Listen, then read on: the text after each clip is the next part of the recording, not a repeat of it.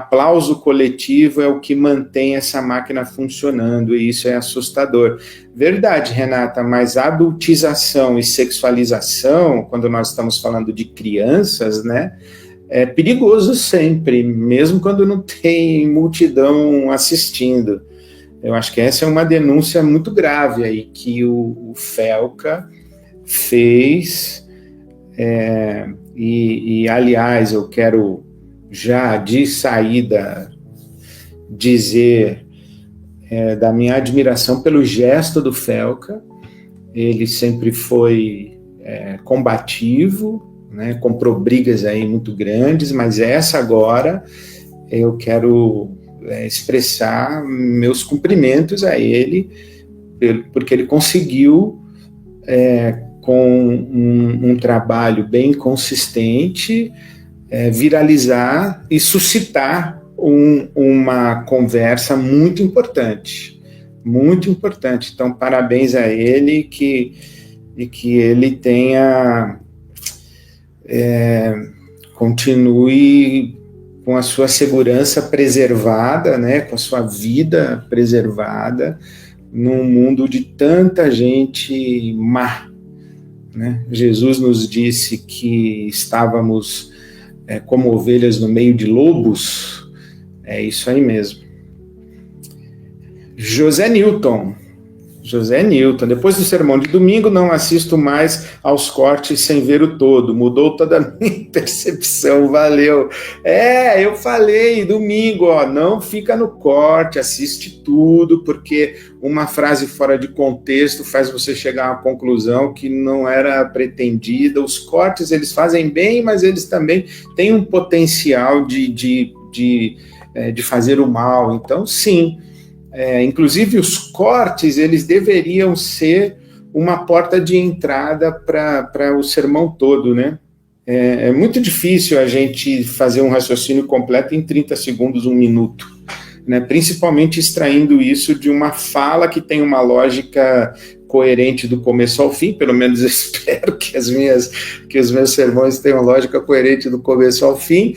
Principalmente você tirando de um discurso, você separar 1 minuto, né? Não é. Mas que bom, José Newton, eu espero que mais gente faça o que você acabou de dizer aí. Girlândia, curioso como as palavras de muitos são as minhas, instruções para a vida, para a alma, para a nossa humanidade no reino de Deus, Pastor Ed. Sim, é você quem tem sido a nossa referência da metanoia. Obrigado demais, eu agradeço muito, muito, muito, e essa oportunidade de fazer o que a gente faz juntos aqui de quarta-feira, de segunda-feira ao meio-dia, metanoia. Aliás, já que você falou da metanoia, Girlândia, para quem não sabe, a plataforma ERC+, você pode ser assinante, lá tem a live de segunda-feira ao meio-dia, que é exclusiva para os assinantes da plataforma, e tem conteúdo original para assinantes. Inclusive, também quero agradecer muitos retornos, muitos elogios, muitos incentivos do último curso que nós colocamos lá, O Trabalho é Sagrado. Na verdade, Trabalho é Sagrado. Esse último curso, o pessoal está dizendo, valeu, foi o melhor curso da plataforma e tal. Eu fiquei muito feliz com essa reação e quero agradecer todo mundo. E se você não é assinante ainda, tem interesse, o curso está lá e nós vamos manter a janela de assinantes aberta por mais alguns dias, então corre que ainda dá tempo, e eu quero agradecer bastante isso que a gente está fazendo junto aqui. Para mim é um privilégio poder fazer e interagir dessa maneira, ainda não tão profunda e intensa, mas é uma interação que vale muitíssimo a pena, muito mesmo. Givaldo, boa noite a todos. Os cortes, por vezes, visto após o todo, nos ajudam a sintetizar nosso entendimento. Uma outra dica, né? Ver o corte depois de ter assistido, aí resume, sintetiza, ou pega aquilo que é mais importante, essencial da mensagem. Muito legal essa dica aí também. Obrigado, Givaldo.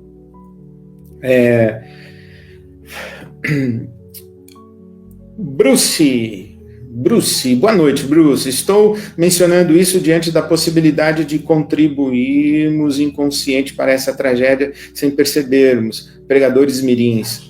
Ah, sim. Ah, pastor, existe adultização no contexto da igreja evangélica, mais especificamente nas várias expressões litúrgicas da igreja? Existe muita criança pagando de adulto, que você citou ali, né, os pregadores mirins.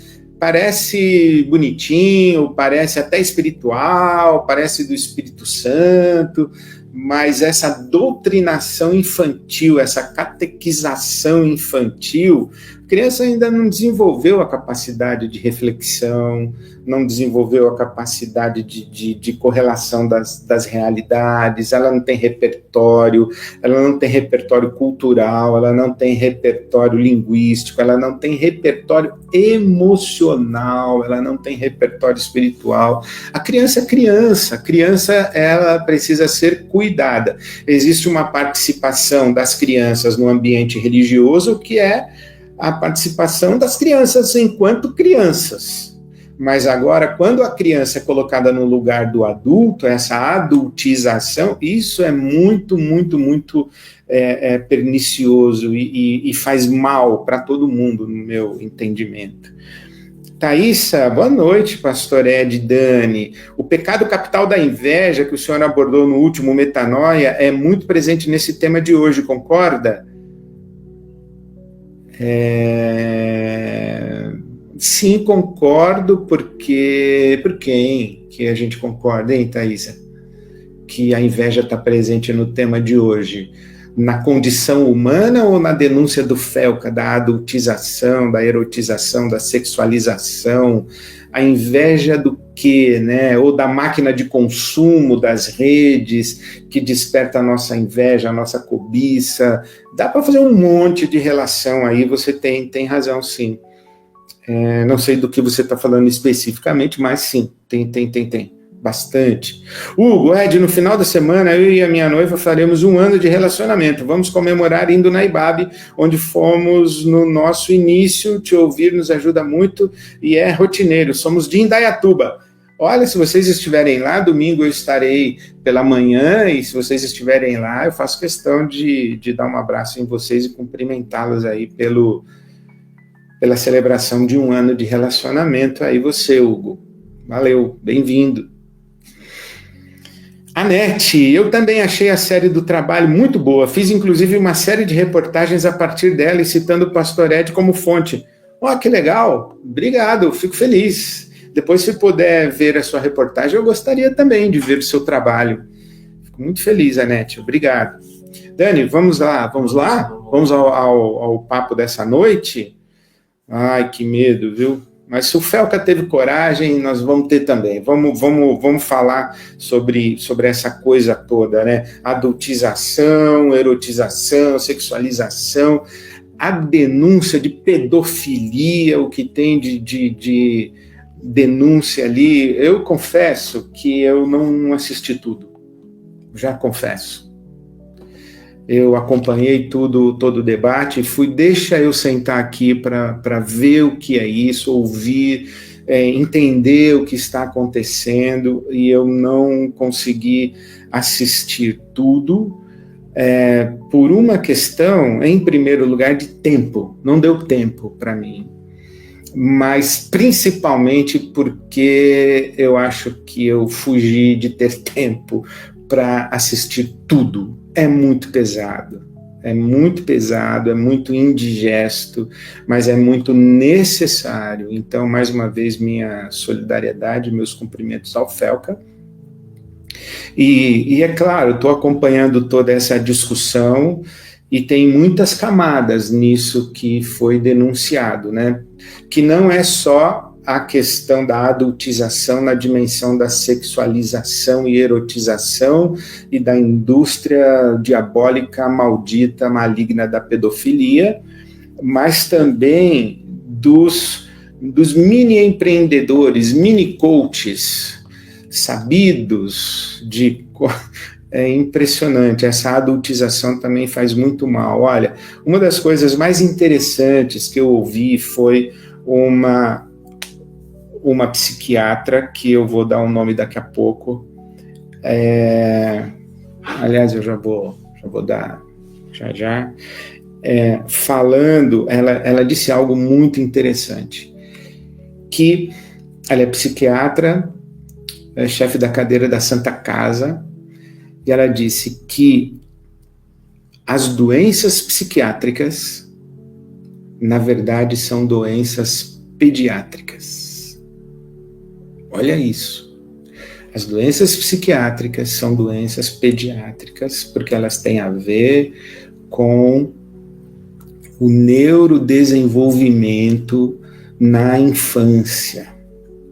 Os traumas, as vivências, os hábitos, os padrões de comportamento, os padrões de sentimento, os vazios, as experiências de carga emocional da infância, elas, quando não são bem cuidadas e quando as crianças não são protegidas, elas não são preservadas no seu mundo de infância, isso gera comprometimentos gravíssimos que vão explodir lá na frente. Então, a primeira camada, evidentemente, de toda essa discussão sobre adultização, erotização, sexualização das crianças, especialmente, tem a ver com a preservação, o cuidado e o zelo para com a criança. Ela é a grande vítima sacrificada nesse altar maldito dos adultos. A criança. A infância.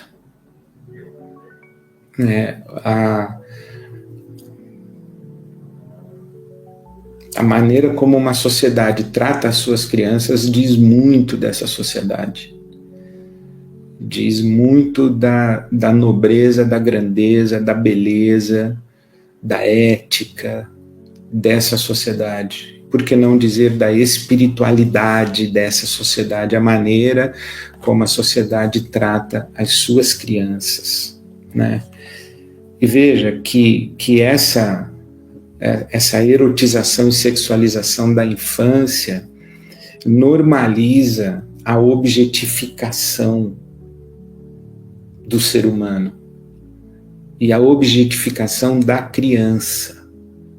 Essa exposição da criança erotizada faz com que o adulto trate a criança nessa categoria e acha que isso é normal, porque ele está acostumado. Sabe uma coisa que a Bíblia fala sobre... Jesus adverte que os discípulos deveriam tomar muito cuidado para que seus corações não fossem sobrecarregados com as orgias, as bebedeiras. Eu não acredito que Jesus imaginasse que os discípulos dele se meteriam em orgias e bebedeiras. Mas o que ele estava dizendo, acredito, é que de tanto conviver com orgias e bebedeiras, o coração fica dessensibilizado e normaliza. É uma relação muito similar ao fumante e ao fumante passivo. O sujeito não é fumante, mas ele vive entre fumantes, ele vive num ambiente de cigarro o tempo inteiro, ele convive com hoje, graças a Deus, isso diminuiu drasticamente e graças a Deus, mas o fumante passivo, quando uma pessoa não tem contato com a fumaça do cigarro, um mínimo cigarro na proximidade desperta e ela diz, tem alguém fumando, mas quando ela convive, ela não percebe, alguém acende um cigarro ali, ela não percebe, ela está acostumada com aquilo. Então, a maneira como essas brutalidades acontecem na nossa sociedade, a gente vai se acostumando com essas brutalidades como se elas fossem normais. E daqui a pouco a gente acha que é normal mesmo, quando não é, e são brutalidades inaceitáveis. Então, deixar de proteger a infância e a criança normaliza uma objetificação do corpo da criança, da infância, da própria criança, e que retroalimenta o mecanismo de abuso e violência. Então, por exemplo, 73% das vítimas de estupro foram atacadas na própria casa ou na residência do autor do estupro. Isto é, 73% das crianças e adolescentes estupradas foram estupradas por pessoas da sua convivência. Agora, pasme, 84% dos casos de vítimas de estupros têm vínculos com as vítimas. Os estupradores têm vínculos com as vítimas. Agora, o pior disso é que 71% das vítimas de estupro no Brasil têm até 17 anos, sendo que 28% entre 9 e 13 anos de idade.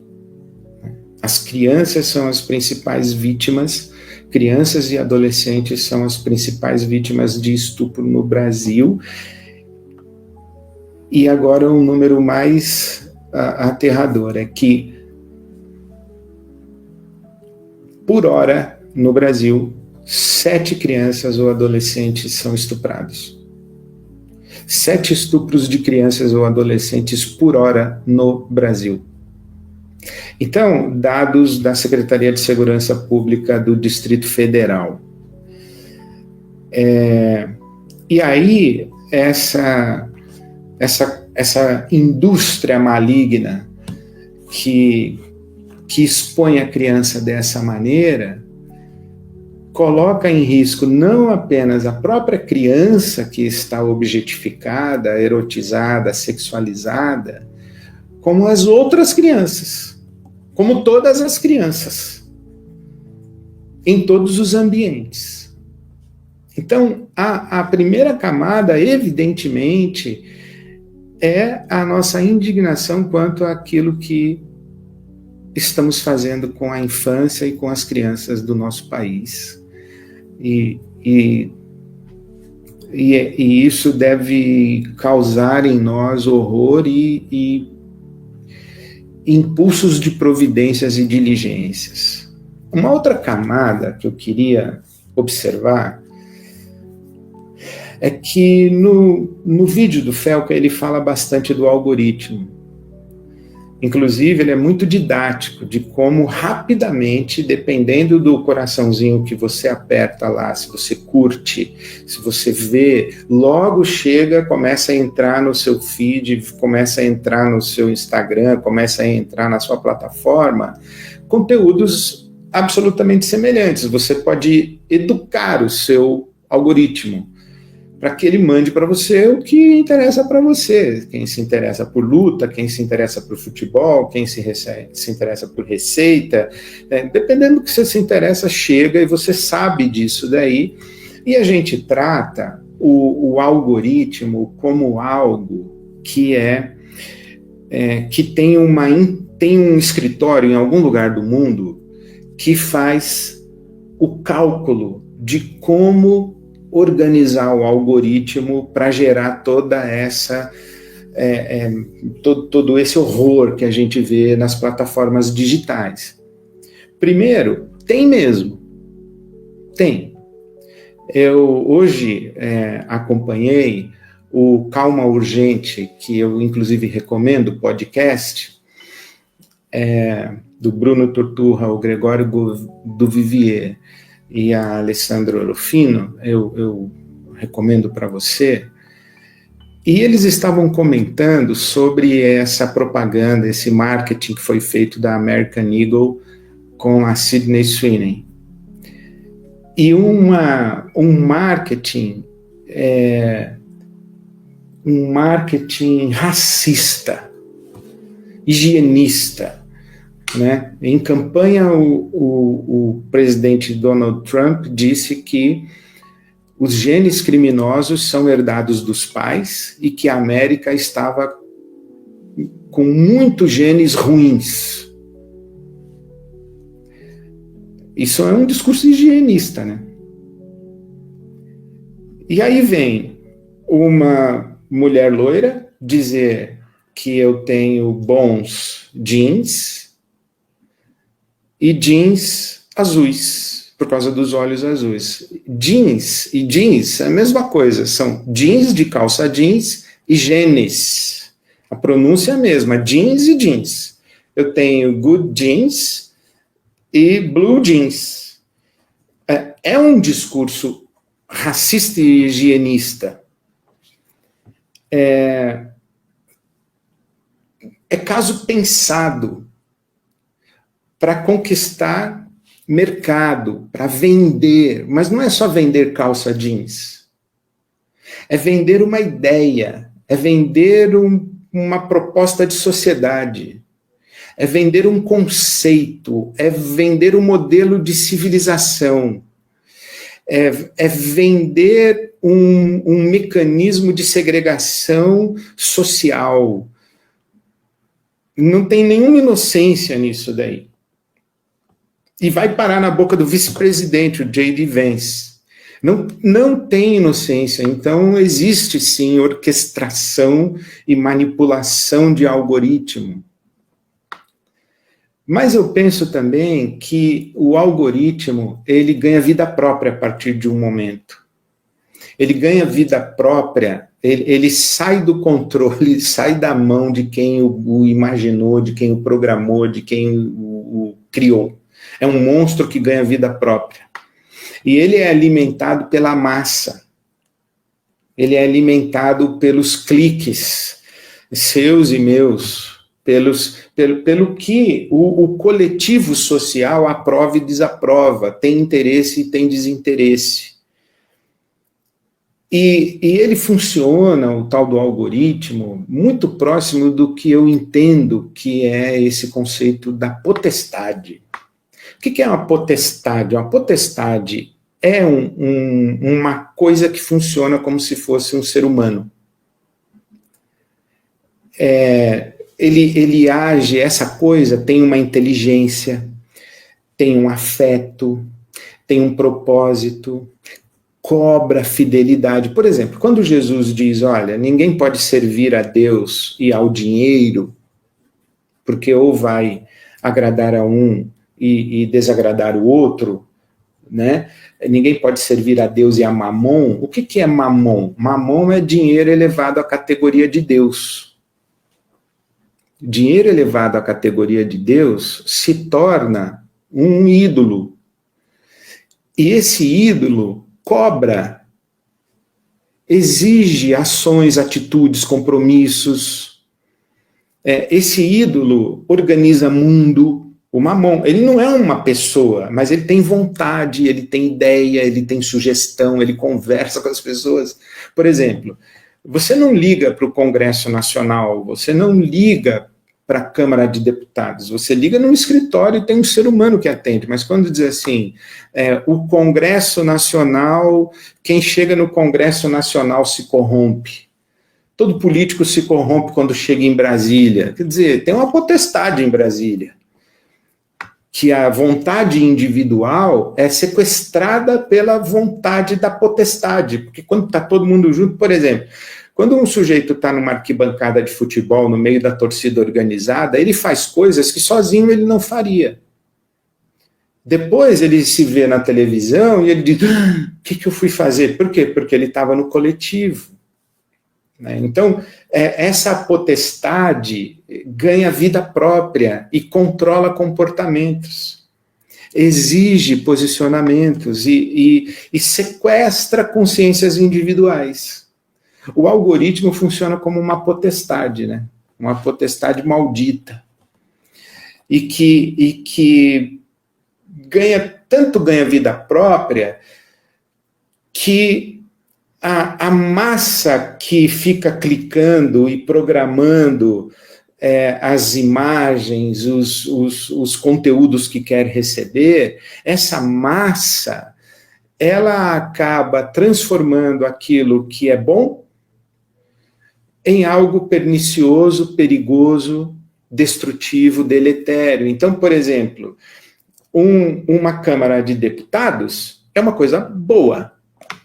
Um Congresso Nacional é uma coisa boa. A instituição republicana é uma coisa boa. Mas ganha vida própria. Ganha vida própria. Quando a gente ouve assim, o mercado está nervoso. Que mercado? Liga para o mercado. Mas como é que você liga para o mercado? O mercado é uma potestade. O mercado é uma coisa boa, mas ele ganha vida própria e se torna uma coisa diabólica.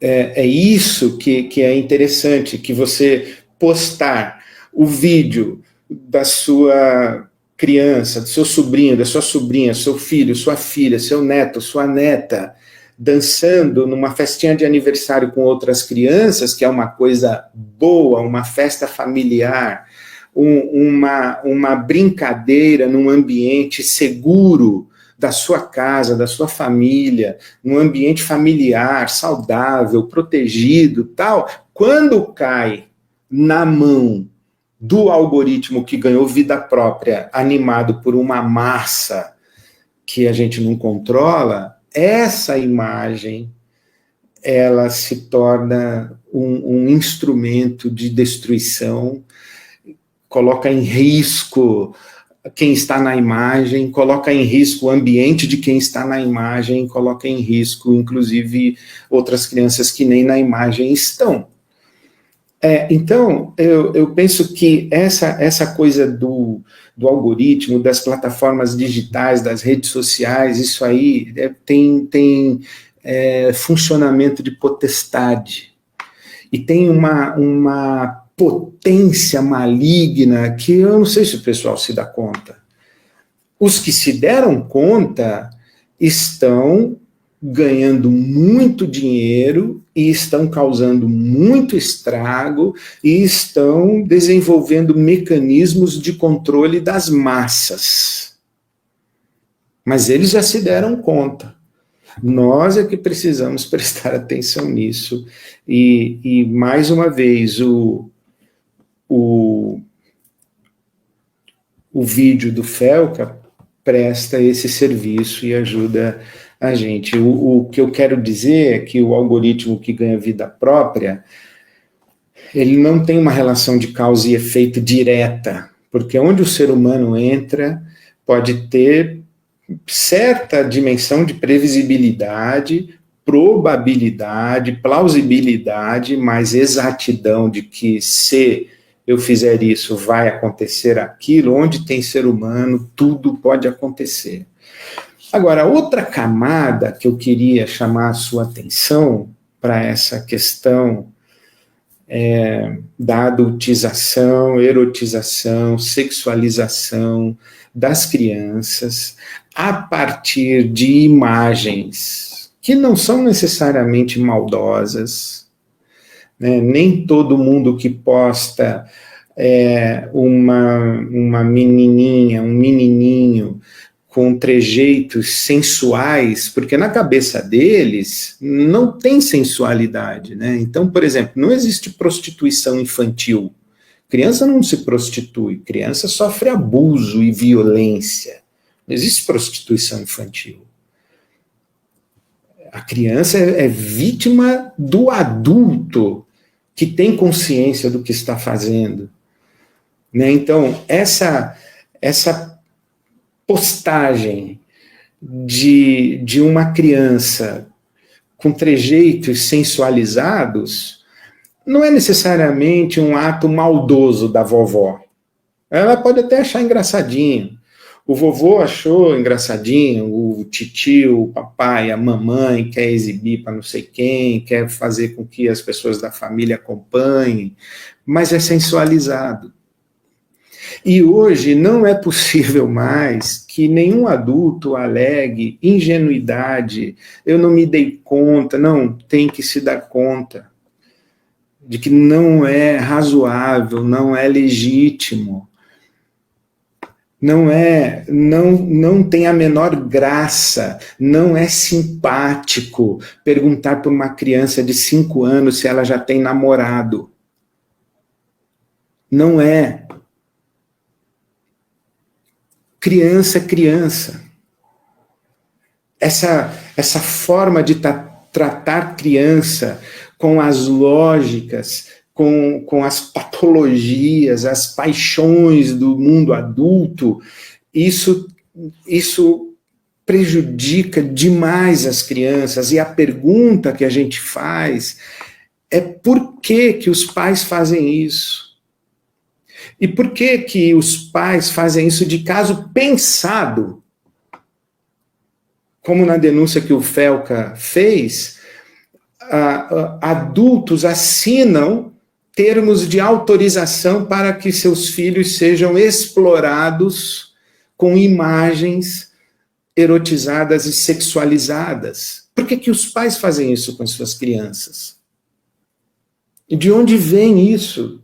E é isso que eu quero chamar a sua atenção para a condição humana. Um debate muito interessante na tradição da filosofia e da teologia é se o ser humano é bom, é mau ou é neutro. Ele é bom e a sociedade que o estraga, ele é mau de origem, ele é neutro e depende do ambiente onde ele cresce, ele vai para o bem ou vai para o mal. Como é que é o ser humano? O ser humano tem uma natureza boa ou ele tem uma natureza má? Na teologia cristã prevaleceu a visão de Santo Agostinho, que diz categoricamente que o ser humano tem uma natureza má. Essa é a ideia do pecado original, a teologia, a doutrina da queda, o ser humano como um ser caído, um ser quedado, né? Então, o Agostinho dizia que o ser humano deveria, fazendo uso da razão, escolher o bem, sempre.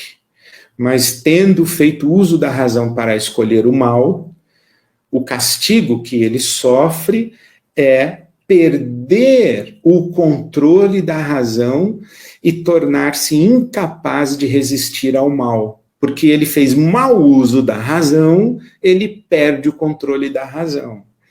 Na teologia, a gente fala que isso é pecado original, é que o ser humano tem uma natureza má, não porque ele foi criado mal, mas porque ele caiu, ele é um ser quedado, então ele é mau, né? Não é que ele é mau porque ele só faz maldades, não, ele é mau porque ele não consegue resistir ao mal. Ele pode ser educado, mas quando ele está diante do mal, e o mal se lhe apresenta como uma tentação, com promessas de benefícios, ele não consegue dizer não. Então, o sujeito, ele tem dificuldade financeira, o sujeito ele tem uma necessidade financeira, ou ele tem ganância, desejos, ambições financeiras, e alguém sugere para ele que se ele fizer uns filminhos da filhinha dele de 4 anos, que ele vai ganhar muito dinheiro, e ele não consegue resistir a essa tentação, ele não consegue dizer não, e ele acaba fazendo esse mal, por causa da natureza humana caída. Isso é a teoria de Santo Agostinho, tá bom? O ser quedado. Eu não quero entrar na discussão de natureza boa, má. A Bíblia diz que o ser humano foi criado à imagem e semelhança de Deus e viu Deus que era bom.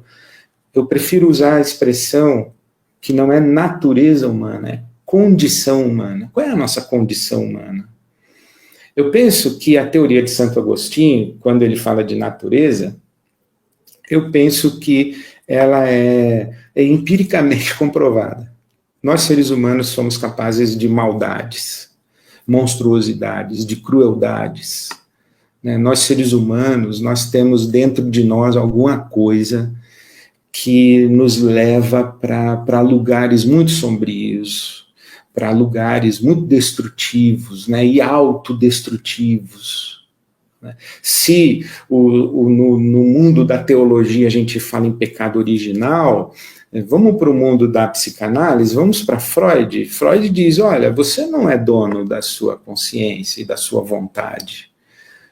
Você tem um subconsciente, um inconsciente, você tem pulsões, Nós estamos estudando na segunda-feira, no Metanoia, os 7 pecados capitais. Aliás, eu até peguei o livro, está aqui, de Evagrio Póntico, que é um monge do V século, que desenvolve a primeira argumentação que vai levar o Papa Gregório a falar de 7 pecados capitais no século XI, mas ele está aqui no século V ainda. O livrinho dele é bem pequenininho, mas é um texto fabuloso, sobre os maus pensamentos, né? E ele fala que os nossos maus pensamentos não são apenas maus pensamentos, ele fala que são demônios que nos habitam, que são paixões que nos habitam, e inclusive ele faz uma referência muito interessante, que os místicos antigos, quando iam se dedicar às orações, tiravam os cachorros da casa, literalmente, tiravam os cachorros, num ato simbólico de tirar os cachorros que existem dentro da gente, tirar os cães, os nossos cães raivosos, que protegem o nosso ego, os nossos prazeres, as nossas posses, as nossas vaidades, né? Assim, nós seres humanos, nós somos complicados. Ou a gente precisa de religião para se arrepender de pecado, a gente precisa de psicanálise para dar conta disso que habita a gente, ou a gente precisa acender incenso, fazer reza, porque tem coisa dentro da gente que não está no controle da nossa racionalidade. Olha, é muita ingenuidade dizer que a razão dá conta do comportamento humano. Você não sabe que você não pode ser sedentário? Você não sabe que fumar faz mal? Você não sabe que comer embutido, enlatado, que isso aí é ruim para a sua saúde? Você não sabe que você é o que você come? Você não sabe que você tem que ter horas de sono? Você não sabe dessas coisas? Tá, então por que você não faz? Por que a gente... Então, porque saber não basta, não é suficiente. Não é uma questão de informação. É muita ingenuidade a gente achar que todos os seres humanos, se tivessem as mesmas informações e fossem minimamente inteligentes, pensariam a mesma coisa. Impossível. Porque nós somos mais do que a nossa racionalidade objetiva. Existem coisas dentro da gente que fazem um sujeito fazer sexo com cadáver. Como é que pode um negócio desse? Mas pode. Fazer sexo com bicho? Pode. Você pega o manual de diagnóstico da psiquiatria, você vê o que se chamava antigamente de perversões, hoje a nomenclatura é parafilia, as parafilias. A pedofilia é uma das parafilias, que é uma relação que já chamamos de perversão, ou que tipo assim, é anormal. Tá, mas qual que é o normal do ser humano? Aí a gente constrói moral e dizer, olha, eu não sei se é normal, se não é normal, se é da natureza humana ou não é da natureza humana, se é da condição humana, eu não sei nada disso, eu só sei o seguinte: adulto com criança, nós vamos dizer que é crime e ponto final. Nós vamos regular, nós vamos fazer acordos e pactos sociais, nós vamos dizer que, olha, determinados comportamentos são criminosos, e por que são criminosos? Porque eles causam mal, males, tanto a quem os pratica, quanto àqueles que sofrem a ação. Então, quando Jesus disse que nós éramos ovelhas no meio de lobos, e o Thomas Hobbes disse que o homem é o lobo do homem, né? Então, homo homini lupus, então, o homem é o lobo do homem, a gente não imaginava que o pai era o lobo do filho, a mãe era a loba da filha, que o vovô era o lobo do netinho, da netinha, que a vovó, sabe? Que o titio. A gente não imaginava que o adulto seria o lobo da criança, mas é. Então não cabe ingenuidade, não cabe displicência, não cabe descuido, e é necessário rigor, lei, denúncia. ação muito concreta de proteção das pessoas. E sabe, o meu amigo Enéas Alexandrino me ensinou uma coisa muito interessante. Ele disse: Ed, pastorear não é apenas cuidar de ovelhas, é também cuidar dos lobos. Não é só o trabalho de cuidado afetivo com as ovelhas, é também um trabalho de enfrentamento dos lobos. E no enfrentamento dos lobos, a gente é ferido, a gente se machuca, a gente sofre agressão, hostilidade, violência, mas nós não podemos deixar os lobos soltos e à solta. É admirável que se discuta hoje a legitimidade de regulação de plataforma digital. O mundo sem lei é um mundo onde os lobos devoram as ovelhas. O mundo sem lei é um mundo onde os inescrupulosos, inclusive os psicopatas, os sociopatas, os perversos, os depravados, eles agem sem impedimento algum. E não é possível que nós permitamos que os lobos atuem sem resistência, sem regulação, sem criminalização e sem consequência para os seus atos de destruição de si mesmos e da sociedade onde eles vivem. Então, eu celebro esse indigesto debate suscitado pelo vídeo e o depoimento do Felca, que foi um trabalho brilhante, e a gente precisa discutir sobre isso. Mulher sendo espancada em elevador, reação, ontem acho que teve em São Paulo, uma pessoa reagiu a um assalto dando tiro no assaltante. Daqui a pouco nós estamos trocando tiro na rua, virou bang bang de novo. Vamos chamar o John Wayne para ser o prefeito de São Paulo e vira faroeste. Porque a gente está se dessensibilizando para essa crueldade toda. Então a gente tem que tomar cuidado, prestar atenção, e a gente deve agir nos termos da lei, nos termos do pacto social, para isso não virar uma barbárie. E esse é o meu apelo e minha advertência para você. Eu somo a minha voz a tantas vozes que hoje estão chamando a nossa atenção para essas realidades. Alguém comentou no início aqui da nossa conversa que finalmente esses assuntos estão sendo discutidos na igreja. Sim, temos que discutir. Não é legal mesmo uma pessoa domingo de manhã, com um frio que estava em São Paulo, ir para o culto, na igreja, cantar louvores a Deus, encontrar os amigos, os irmãos, as irmãs, aquele ambiente de comunhão. Aí o pastor sobe no púlpito, em vez de dar uma palavra bonita, inspiradora, vai falar sobre pedofilia.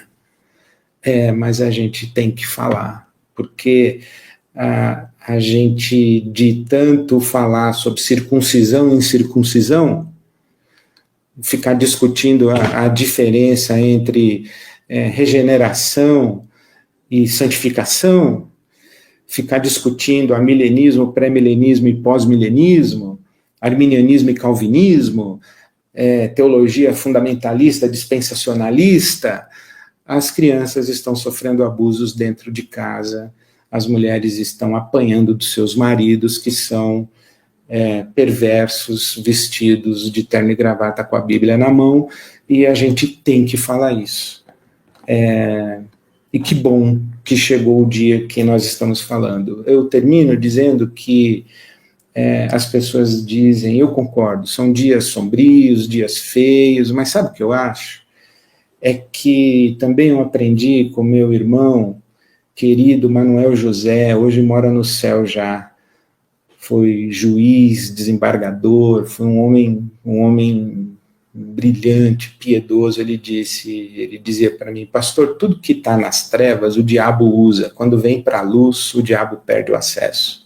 A gente tem que trazer tudo isso para a luz, e eu tô razoavelmente agradecido pelo fato de que toda essa podridão está vindo para a luz, né? O sujeito que agredia a sua namorada no ambiente privado de um apartamento fechado, hoje não tem escrúpulos de agredi-la num elevador com filmagem, só que agora está encarcerado.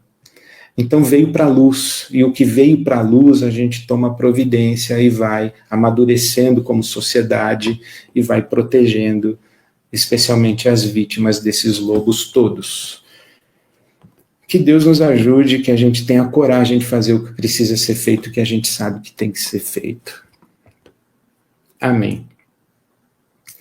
Mande aí a sua consideração, o seu comentário. Eu imagino que isso deve mexer com você, né? Eu imagino, acredito. E o Evagrio Pontico, tá aí, olha. Sobre os maus pensamentos. Editora Ecclesiae.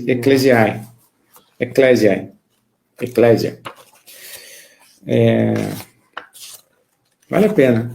Interessantíssimo. Você vai se enxergar aqui nessas páginas do Evagrio Pontico com absoluta certeza.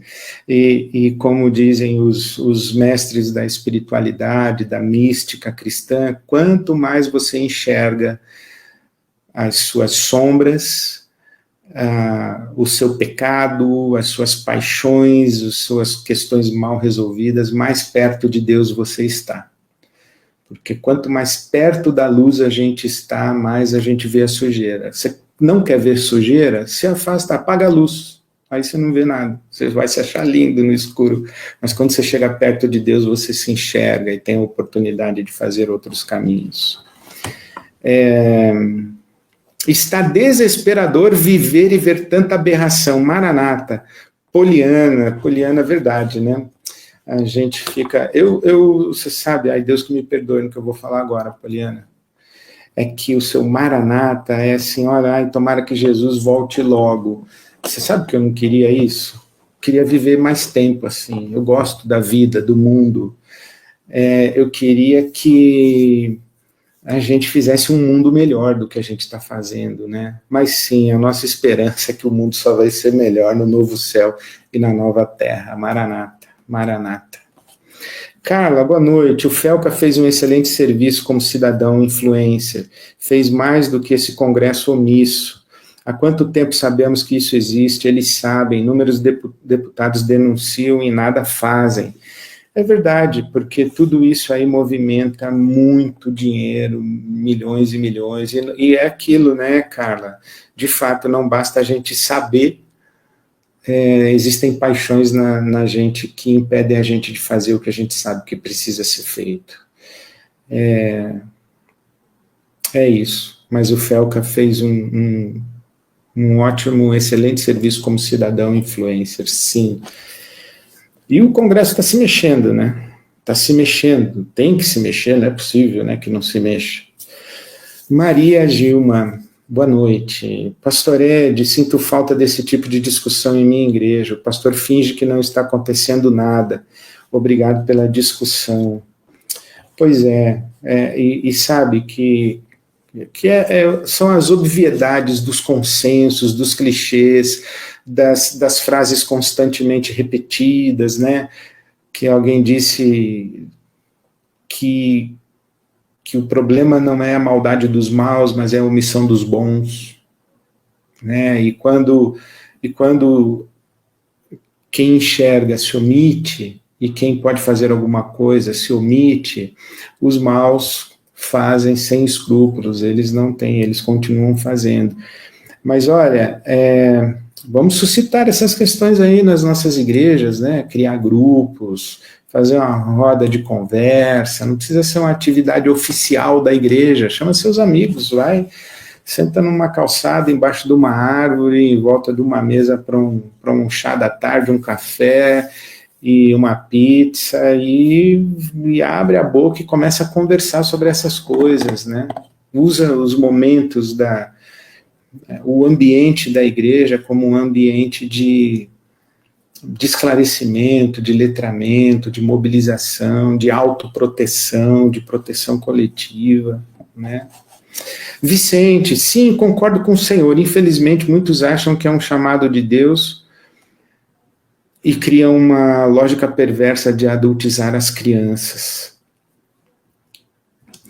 Como é que é, Vicente? Eu não entendi. Tipo aquelas crianças coaches, crianças pastoras. Perfeito.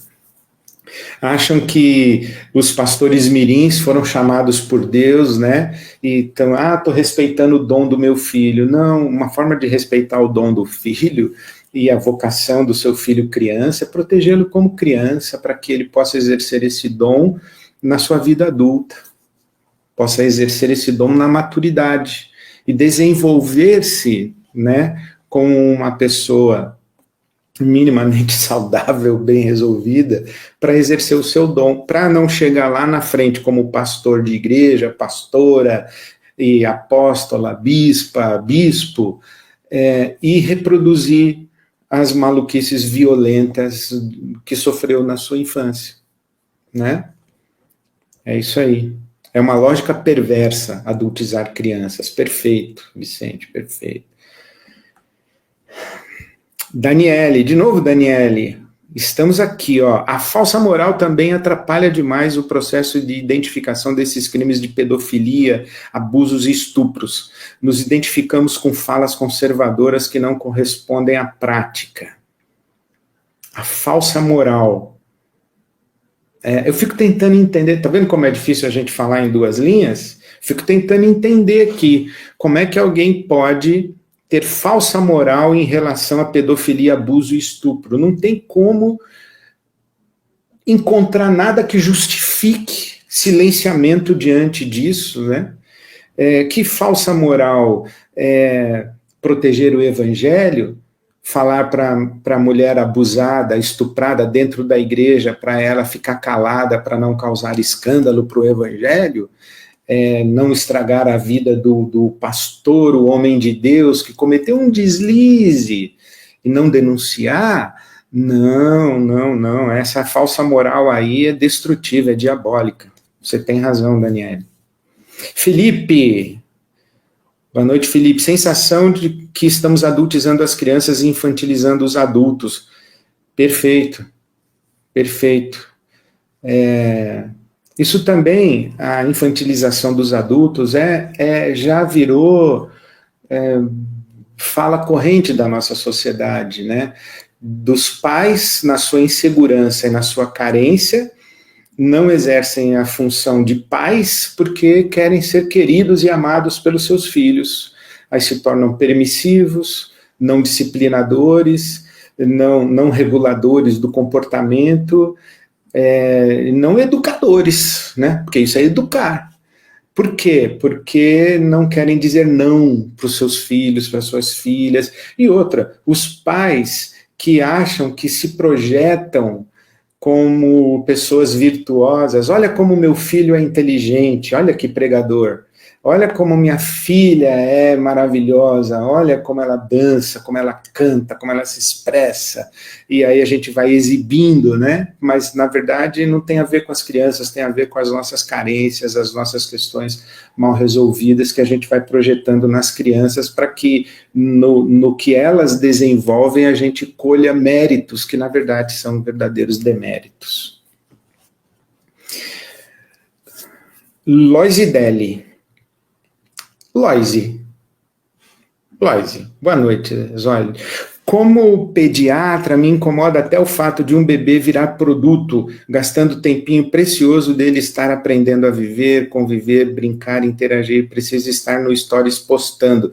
Verdade. Você, como pediatra, deve ver muito isso, né? O pessoal fica filmando a consulta com você quando leva o bebê para pediatra, né? Fica fazendo stories na consulta, né? Em vez de prestar atenção na orientação, então fica fazendo stories, né? Fica arrumando a melhor pose, melhor. Eu imagino que você deve passar, Loise, no seu consultório. E sim, esse mundo instagramável, é demais. Né? Lembrei agora do Tiago York, né? Quando foi a última vez que você saiu sem se preparar e quando foi que você, como é que ele fala? Sem se instagramear, né? Quando foi? Quando foi que você simplesmente viveu, né? É isso.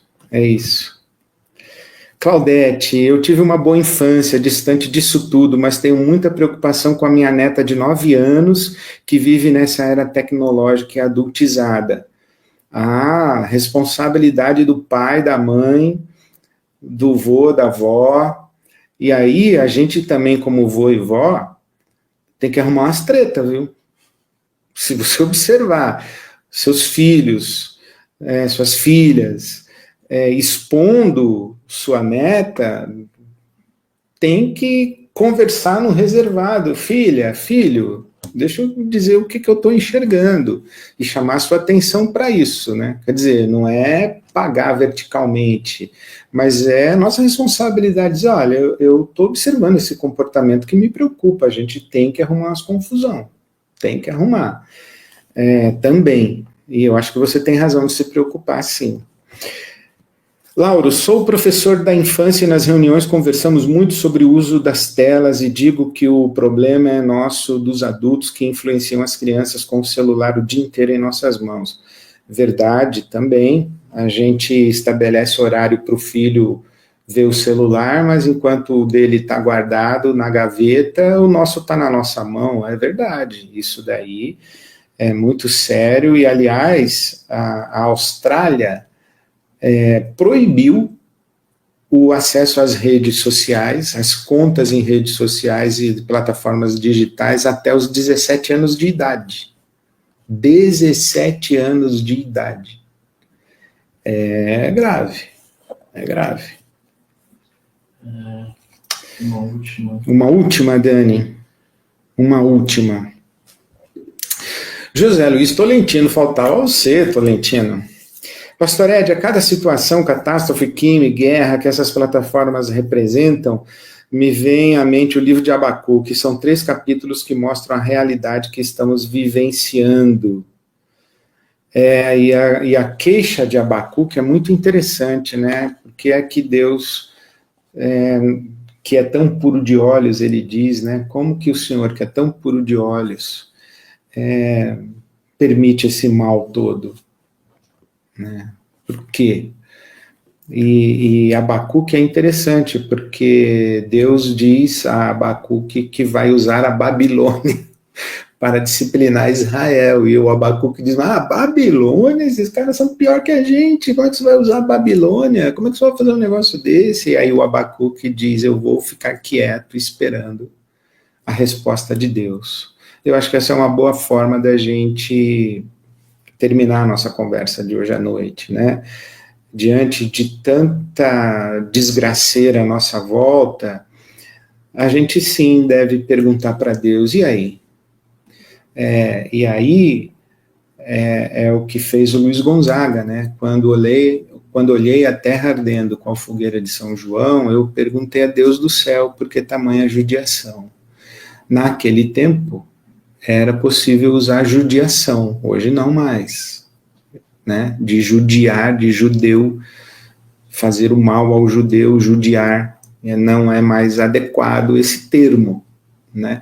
Mas por que tamanho sofrimento, que é a pergunta, né? Eu olhei a terra ardendo, a seca, por quê? A gente também tem que olhar em volta e perguntar a Deus por quê, mas não é um porquê do tipo, se mexe aí, faz alguma coisa.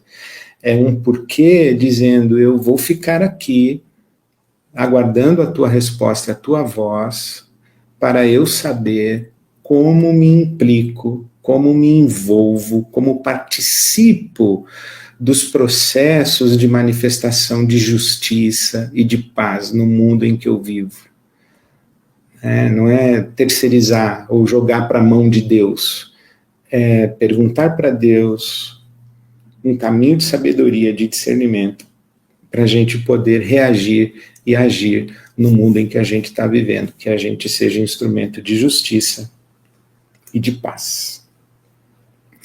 Desejo a todos vocês, todas vocês, um bom restante de semana. Hoje é quarta-feira à noite ainda, e que Deus abençoe você, a sua casa, e que abençoe especialmente as suas crianças, e abençoe você para que você seja um abençoador das crianças, com quem você convive, que o seu ambiente seja na coletividade, na comunidade, na família, na igreja, na sociedade, que você seja uma pessoa atenta ao cuidado e à proteção das crianças e da infância no nosso país, porque aí está o nosso amanhã.